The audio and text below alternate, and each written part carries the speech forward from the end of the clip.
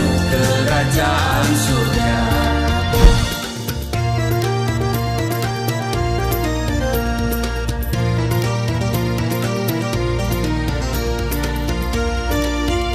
Shalom Bapak Ibu, sahabat Galilea dan seluruh subscriber Galilea Network yang diberkati oleh Tuhan Yesus. Saudara, hari ini kita siapkan diri kita sebelum kita masuki dunia kerja kita. Seperti biasanya kita datang kepada Tuhan, kita mengucap syukur dan bersuka cita di hadirat-Nya untuk membaca dan merenungkan firman Tuhan. Mari kita berdoa.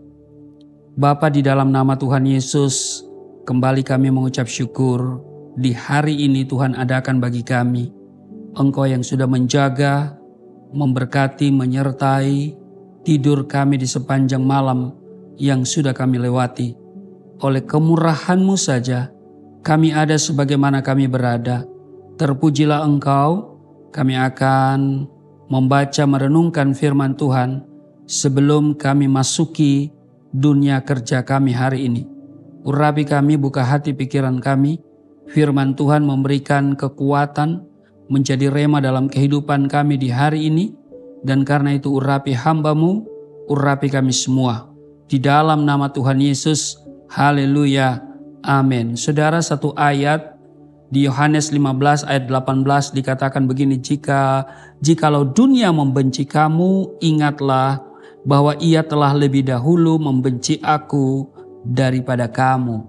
Saudara, menderita bagi Kristus berarti harus siap dan rela bila dunia membenci dan menolak kita.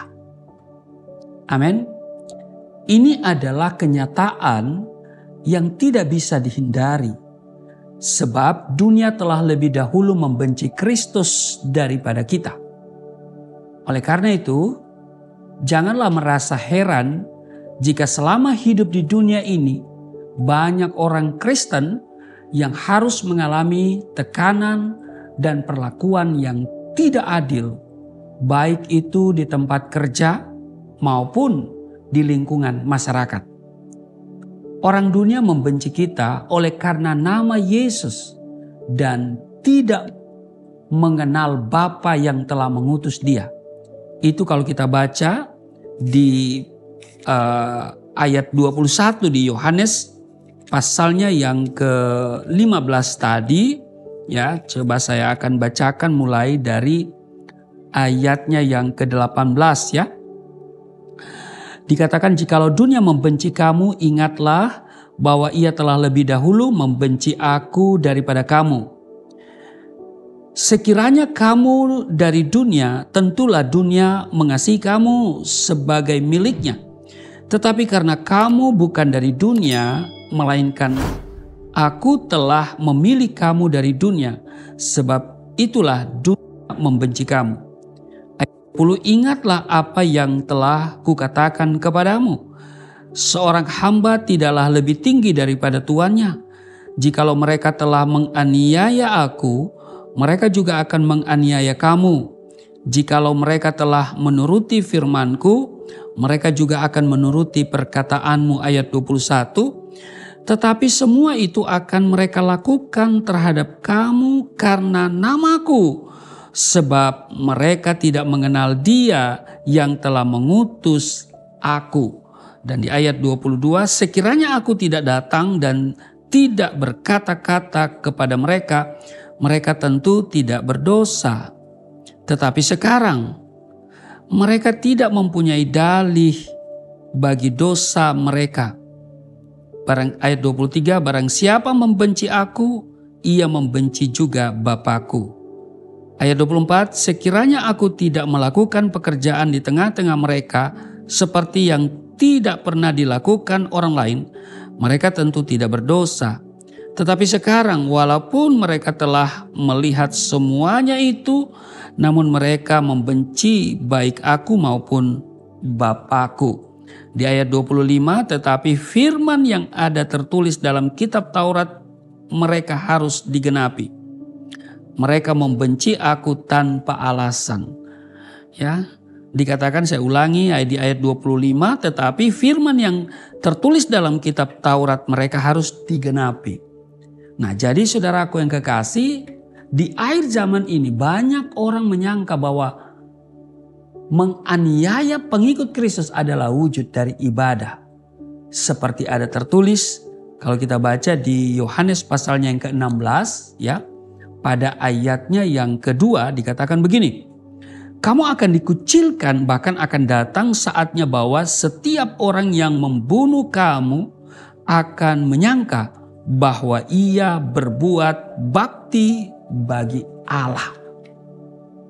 Di tengah tantangan yang berat saat ini, saudara, haruskah kita takut? Apakah kita harus tawar hati dan terbersit niat meninggalkan Kristus? Jangan, saudara, ya. Sekali Yesus tetap Yesus. Amin. Tuhan Yesus berkata di Matius pasal yang ke-5 ayat yang ke-10, berbahagialah orang yang dianiaya oleh sebab kebenaran, karena merekalah yang empunya kerajaan surga. Rasul Petrus juga menguatkan saudara dan saya di 1 Petrus pasal 2 ayat 19, sebab adalah kasih karunia jika seorang karena sadar akan kehendak Allah menanggung penderitaan yang tidak harus ia tanggung. Tetapi jika kamu berbuat baik dan karena itu kamu harus menderita, maka itu adalah kasih karunia pada Allah. Demikian tercatat di ayatnya yang ke-20. Di 1 Petrus pasal 2 ayat 19 dan ayatnya yang ke-20. Nah, apapun keadaannya, saudara dengar baik, kita harus tetap setia mengiring Kristus sampai akhir hayat kita. Amin. Sebab kita tidak berjuang di dunia ini sendirian, saudara. Kita tidak sedang bergumul sendiri. Kita tidak sedang menjalani kehidupan ini sendirian. Di 1 Petrus pasal 9 ayat 10 dikatakan, semua saudaramu di seluruh dunia menanggung penderitaan yang sama.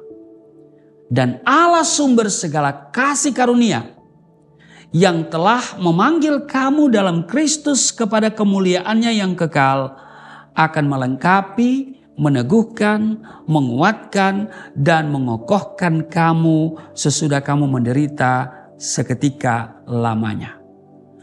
Nah, Tuhan Yesus juga telah memberikan Roh Kudus-Nya. Dialah yang akan menyertai dan akan menolong kita dalam mengemban tugas sebagai pemberita Injil dan saksi-saksi Kristus di tengah dunia ini.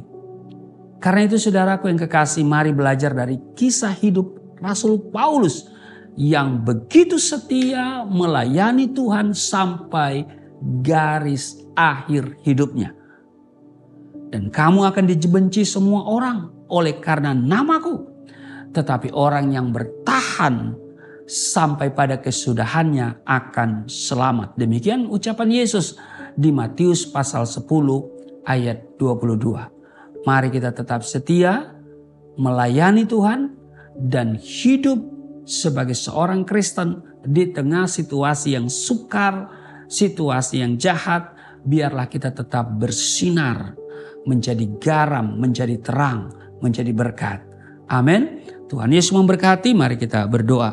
Terima kasih Tuhan, kami diingatkan bahwa kami harus bertekun di dalam penderitaan karena Kristus. Sebab kami diingatkan, jikalau dunia membenci kami ingat bahwa dunia telah lebih dahulu membenci Engkau daripada kami.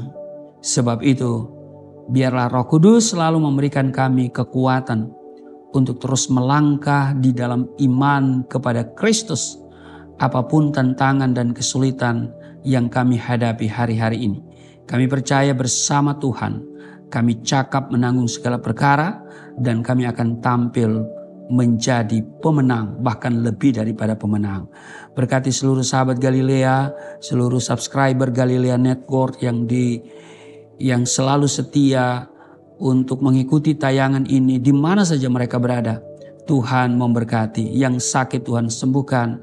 Yang letih lesu berbeban berat diberikan kelegaan. Yang terikat oleh dosa dilepaskan di dalam nama Yesus. Ada pemulihan, ekonomi dipulihkan, rumah tangga dipulihkan, kesehatan dipulihkan. Di dalam nama Tuhan Yesus, haleluya, amin.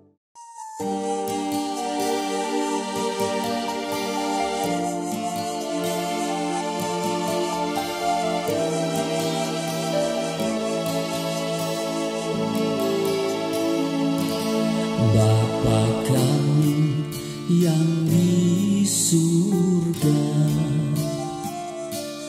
dimuliakanlah nama-Mu. Datanglah kerajaan, jadilah kehendak-Mu di bumi seperti